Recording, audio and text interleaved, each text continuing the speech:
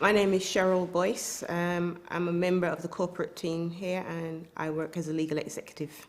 Most of my day is spent in the office. I do a lot of what you call procedural work.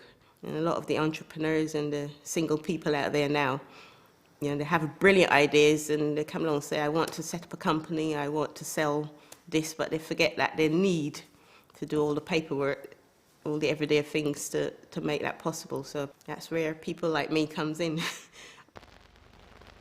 Initially when I was at school and I was thinking about the sort of job I wanted to do shorthand and typing.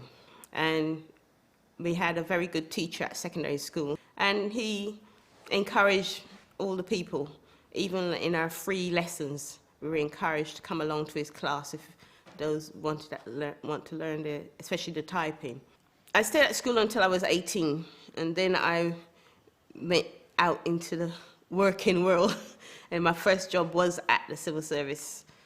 And I started off as a copy typist and worked up to shorthand, then a PA. It was interesting, and every day you met different people.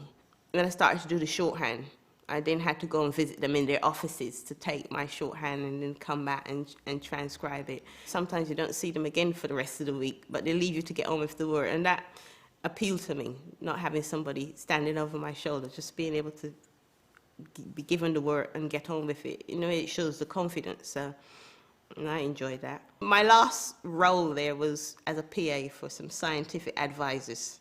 The workload, although it was responsible, wasn't a lot, and at the age I was at the time, I felt I needed something, a bit more invigorating or challenging. From the civil service, I did temping for about 18 months, just to get a look around outside to see what else was there. And one of the places that I was temping at actually asked me to stay on permanently, and that was at what was then the Watney Brewery, Truman's Brewery down in Brick Lane. Truman Brewery, I was there for 5 years, and then my boss left.